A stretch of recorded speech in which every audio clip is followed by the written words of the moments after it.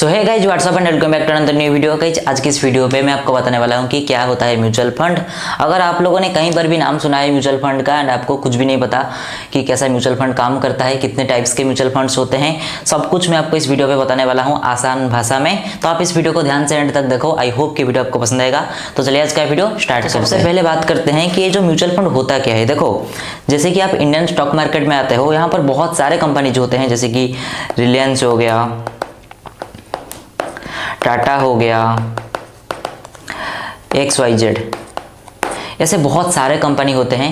And अगर आप ऐसा स्टडी करने लग जाओ हर किसी कंपनी के बारे में कि इसका डेब्ट रेशियो क्या है, क्या ये कंपनी प्रॉफिट कर पा रही है या नहीं, क्या ये कंपनी लॉस में है, ये सब अगर तुम स्टडी करने लग जाओ ना तो बहुत ज़्यादा टाइम लगेगा।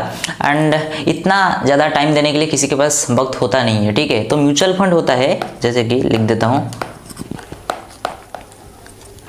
म्यूचुअल फंड्स, इसके नाम में ही फंड्स है तो एंड नाम में है म्यूचुअल, तो समझ जाना कि बहुत सारे लोगों का फंड इकट्ठा हो जाता है एंड उसको एक बहुत ही अच्छा इन्वेस्टर जो कि मैनेज करता है। तुम लोगों ने सुना होगा axis mutual fund, axis mutual fund, SBI mutual fund,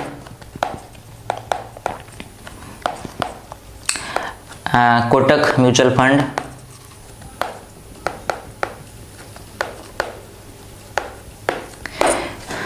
ये सब नाम आप लोगों ने सुना होगा। ऑलमोस्ट हर किसी बैंक के पास अपना अपना म्यूचुअल फंड होता है। तो म्यूचुअल फंड होता है जैसे कि आपके पास 1000 रुपया है, मेरा पास 5000 रुपया है, तो ऐसे हर किसी लोगों से कलेक्ट करके बहुत बड़ा फंड बनता है 21,000 करोड़ का या फिर 10,000 करोड़ का। एंड वो सारा फंड एक इंसान मैनेज करता है, एक दो तीन या फिर ऐसे ही 2-3 लोग ही मैनेज करते हैं जो कि इन्वेस्टर होते हैं, जिनको बहुत साल का एक्सपीरियंस होता है। तो यहाँ पर आपका लॉस होने का चांसेस ना बहुत ज़्यादा ही कम है, तो ना के बराबर है लॉस करने का चांस। तो तुम लोगों को समझ में आ गया कि अगर तुम ऐसा खुद स्टॉक मार्केट में पैसा लगाने जाओ, स्टॉक्स में, शेयर में, तो बहुत ज़्यादा रिसर्च लगेगा, बहुत ज़्यादा टाइम लगेगा, टाइम कंज्यूमिंग प्रोसेस है। बट अगर तुम म्यूचुअल फंड में जाते हो, वहाँ तुम्हारा पैसा कोई और मैनेज करेगा एंड टेंशन लेने की कोई बात नहीं, तुम्हारा सारा काम वही इंसान करेगा जो इन्वेस्टर होता है म्यूचुअल फंड का, जो मैनेज करता है। एंड अभी बात करते हैं कि म्यूचुअल फंड कितने टाइप्स के होते हैं। तुम लोगों ने सुना होगा स्मॉल कैप होता है, स्मॉल कैप होता है, लार्ज कैप होता है, मिड कैप होता है, तुम लोगों ने नाम सुना होगा।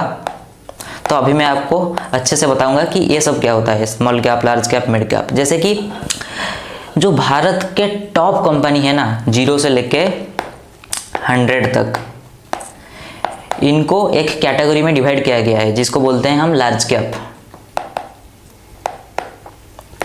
जैसे बड़े बड़े कंपनी टाटा हो गया, रिलायंस हो गया,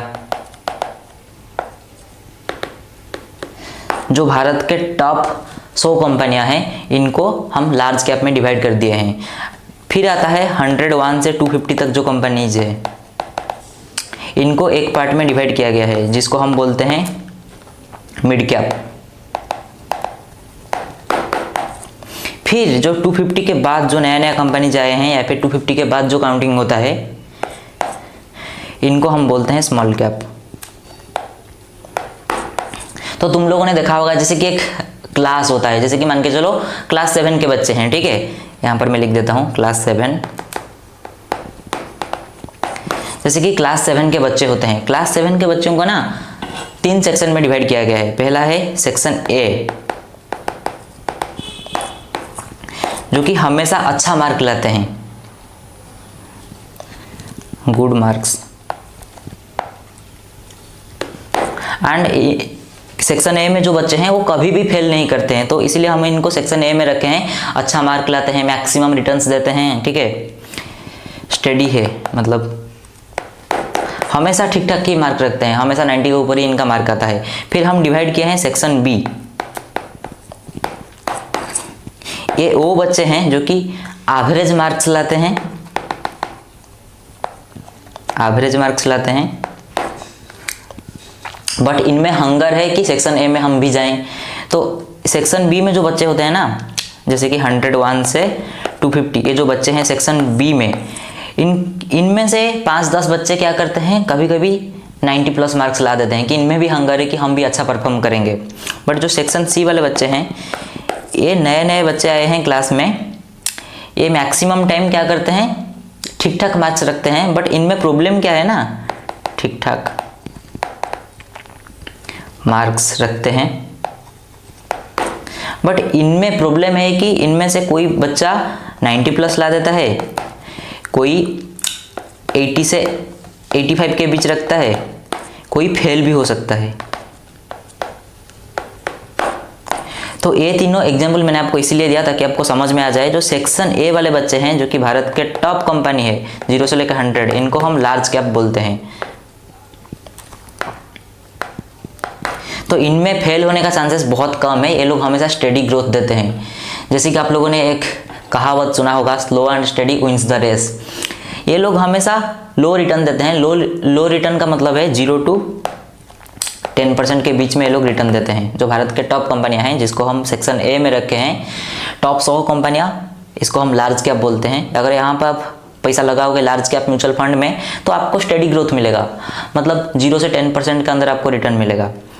एंड ये ज़्यादा स्टेबल है, मतलब रिस्क फ्री है। एंड जो सेक्शन बी वाले बच्चे हैं, इनमें से मैक्सिमम लोग एवरेज मार्क्स लाते हैं, बट कोई कोई ज़्यादा दूर निकल जाता है, कोई 90 प्लस ला देता है, कभी कभी कोई 95 प्लस ला देता है। तो यहाँ पर थोड़ा रिस्क आपका बढ़ेगा।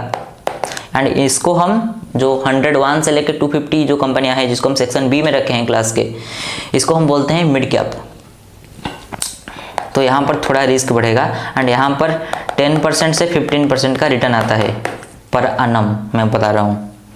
एंड लास्ट में आता है सेक्शन सी वाले बच्चे। यहाँ पर कोई 95 प्लस भी ला सकता है, कोई फेल भी हो सकता है। तो समझ जाना, इनका जो एवरेज निकलता है वो है 20 से 30% का रिटर्न, जो कि सबसे ज़्यादा है। तुम बोलोगे कि यार ये तो फेल भी हो सकते हैं, इतना ज़्यादा रिटर्न कैसे आएगा? देखो यहाँ पर क्या होता है कि बहुत सारे बच्चे जो भारत के जो 250 के बाद जो कंपनी आता है, उसको हम बोलते हैं स्मॉल कैप। ये नया कंपनी है, कोई ज़्यादा ग्रोथ कर देता है, कोई रुक जाता है, कोई फेल हो जाता है। तो ये जो है ना, ये सबसे ज़्यादा रिस्की है, जो स्मॉल कैप कंपनीज है। यहाँ पर आप पैसा लगाओगे तो बहुत ज़्यादा रिस्की है। एंड हाँ, रिटर्न भी उसी हिसाब से मिलता है, 20-30% का रिटर्न मिलता है। तो अभी आपको समझ में आ गया होगा कि क्या होता है लार्ज कैप, क्या होता है मिड कैप, क्या होता है स्मॉल कैप। ऐसा समझो कि भारत के जो टॉप 100 कंपनियां हैं, इनको हम लार्ज कैप बोलते हैं। 101 से लेकर 250 तक जो कंपनीज है, उनको हम मिड कैप बोलते हैं। एंड 250 के बाद जो कंपनीज है, नया कंपनी या फिर जो भी कंपनीज वगैरह है, उनको हम बोलते हैं स्मॉल कैप। तो अभी आपका डाउट क्लियर हो गया होगा। अगर आप 10,000 20,000 कितना भी पैसा लेके आ रहे हो स्टॉक मार्केट में, म्यूचुअल फंड में डालने के लिए, तो एक चीज़ समझो, अभी आपने 1,000 रुपया डाला, 100 रुपीज़, एंड आपने किसी एक म्यूचुअल फंड में लगा दिया। आपने किसी एक म्यूचुअल फंड में लगा दिया, तो जो इन्वेस्टर होगा वो बहुत सारे कंपनी में आपका पैसा लगाएगा। मान के चलो आपने सिलेक्ट किया लार्ज कैप कंपनी, ठीक है, लार्ज कैप म्यूचुअल फंड। हर एक किसी बैंक के पास अपना अपना म्यूचुअल फंड होता है। एंड अगर आप म्यूचुअल फंड में इन्वेस्ट करना चाहते हो, तो आप स्टॉक के थ्रू या फिर ग्रो, बहुत सारे इंडियन ब्रोकर है जिनके थ्रू आप कर सकते हो। कुछ अच्छा एप्लीकेशन का लिंक मैं आपको नीचे डिस्क्रिप्शन पे दे दूंगा, आप उनके थ्रू इन्वेस्ट कर सकते हो। मान के चलो आपने लार्ज कैप म्यूचुअल फंड में अपना पैसा लगाया, लार्ज कैप म्यूचुअल फंड, आपने इसमें 1,000 रुपया लगाया, ठीक है, 1000।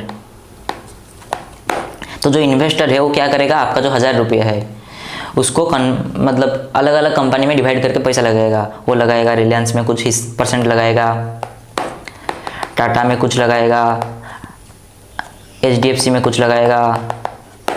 जो बड़े बड़े कंपनी है वो उसमें डिवाइड करके अपना पैसा लगाएगा, जैसे कि आपका प्रॉफिट निकल जाए, ठीक है। एंड आपको कोई टेंशन लेने की ज़रूरत नहीं है। अगर कोई चेंज करना है कंपनीज में, वो आपका जो इन्वेस्टर है, जो कि आपका फंड को मैनेज करता है, वो चेंज कर देगा। तो आपको अगर रिस्क फ्री इन्वेस्टमेंट करना है, तो आप अपना इन्वेस्टमेंट जर्नी म्यूचुअल फंड से शुरू कर सकते हो, जो कि बहुत ज़्यादा रिस्क फ्री होता है। आप खुद सोचो ना, आप सुबह उठते हो, शाम को उठते हो, देखते हो कि यार इस स्टॉक में पैसा लगाया था, कहीं डूब तो ना जाएगा। आप हर टाइम रिसर्च वगैरह करते हो। एंड आप ये चीज़ सोचो कि आपके लिए कोई और इन्वेस्ट कर रहा है, कोई और रिसर्च कर रहा है, जिसको ऑलरेडी मार्केट का एक्सपीरियंस है, तो कितना अच्छा रहेगा। तो इसलिए बोलते हैं कि म्यूचुअल फंड बहुत सही है, आप चाहो तो इन्वेस्ट कर सकते हो। एंड म्यूचुअल फंड में एक चीज़ होता है कि जो आपका इन्वेस्टर होता है वो सिर्फ स्टॉक्स में इन्वेस्ट नहीं करता है, कभी कभी वो अपना जो उसके पास तो बहुत सारा पैसा होगा ना, जैसे कि आपने 1,000 रुपया दिया, कोई किसी ने 5,000 रुपया दिया, ऐसा करके उसके पास 10,000 करोड़, 20,000 करोड़, 30,000 करोड़, इतना ज़्यादा पैसा हो जाता है। तो वो सिर्फ स्टॉक्स में नहीं, कभी कभी गोल्ड, सिल्वर वगैरह वगैरह में भी इन्वेस्ट करता है। तो इसमें से एक चीज़ आपको समझ में आ जाएगा कि आपका पैसा कहीं भी नहीं डूबेगा। जो इन्वेस्टर होता है वो आपको हमेशा मैक्सिमम प्रॉफिट देने की कोशिश करेगा। एंड अभी बात करते हैं, आप लोगों ने सुना होगा Nifty 50 mutual fund. Nifty 50 mutual fund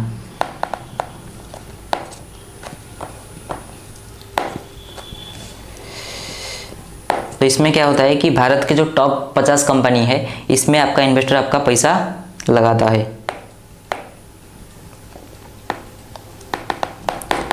तो भारत के टॉप 50 कंपनी में आपका पैसा इन्वेस्ट हो जाएगा अगर आप निफ्टी 50 म्यूचुअल फंड में अपना पैसा इन्वेस्ट करते हो तो ऐसा कुछ काम करता है म्यूचुअल फंड। अगर आप स्टार्ट करना चाहते हो तो कर सकते हो। कुछ बेस्ट एप्लीकेशन का लिंक मैं आपको नीचे डिस्क्रिप्शन पे दे दूंगा, आप उनके थ्रू डाउनलोड करके अपना म्यूचुअल फंड का जर्नी स्टार्ट कर सकते हो। बहुत आसान है भाई, ऐसा समझो कि जो 0 से लेकर 100 कंपनी है जिसको हम लार्ज कैप बोलते हैं, जो कि भारत का टॉप कंपनी है, इनमें अगर आप पैसा लगाओगे जिसको हम लार्ज कैप भी बोलते हैं, तो आपका पैसा डूबने का चांसेस, पैसा तो बहुत रेयरली डूबता है, मतलब डूबेगा ही नहीं, मैं आपको बता रहा हूँ, ठीक है। बहुत मतलब जो रिस्क होता है इसको हम बोलते हैं। लार्ज कैप कंपनी में अगर आप पैसा लगाओगे तो बहुत कम रिस्क लगेगा आपको। एंड वैसा ही अगर आप मिड कैप में लगाओगे थोड़ा ज़्यादा रिस्क लगेगा। अगर यहाँ पर आप 5% का रिस्क ले रहे हो लार्ज कैप में, तो मिड कैप में आपको 10% का रिस्क लेना पड़ेगा। एंड स्मॉल कैप में आप 11-15% का भी रिस्क आपको लेना पड़ेगा, ठीक है। तो लार्ज कैप कंपनी बहुत ज़्यादा अच्छा है, लाइक यहाँ पर आपको कम रिस्क में थोड़ा ज़्यादा रिवॉर्ड मिलेगा, बट मिड कैप में आपको थोड़ा ज़्यादा रिस्क लेना पड़ेगा, स्मॉल कैप में उससे भी ज़्यादा। तो अगर आप अपना म्यूचुअल फंड जर्नी स्टार्ट करना चाहते हो, आप भारत के टॉप 100 कंपनी में पैसा लगा सकते हो, जिसको हम बोलते हैं large cap mutual fund. And आप भी अपना म्यूचुअल फंड जर्नी स्टार्ट कर सकते हो। एंड हाँ, अगर आप म्यूचुअल फंड जर्नी स्टार्ट करना चाहते हो तो 50-60 हज़ार या फिर 20-30 हज़ार, इससे ज़्यादा ही लेके आना। बिकॉज 20,000 का अगर हम 10% भी माने तो बहुत कम होता है। तो हमेशा कोशिश करना कि बड़ा फंड लेके आना, क्योंकि ये म्यूचुअल फंड है, ये ट्रेडिंग नहीं है। ट्रेडिंग आप कम कैपिटल से भी कर सकते हो, बट म्यूचुअल फंड में आप कम कैपिटल से स्टार्ट नहीं कर सकते हो, ठीक है। तो ऐसा कुछ है। और ज़्यादा जानना है तो इस चैनल को सब्सक्राइब कर लेना। एंड डिटेल्स में हम कभी और बात करेंगे, और कुछ जानना है तो कमेंट करो, मैं आपको अच्छे से समझा दूंगा। एंड अगर आप अपना ट्रेडिंग जर्नी स्टार्ट करना चाहते हो तो डेल्टा एक्सचेंज इंडिया का लिंक आपको नीचे डिस्क्रिप्शन पे मिल जाएगा, वहाँ से आप अपना क्रिप्टो ट्रेडिंग जर्नी स्टार्ट कर सकते हो। मैं आपसे मिलता हूँ किसी एक नए वीडियो में, तब तक के लिए जय Hind, Vande Bharat, bye, take care.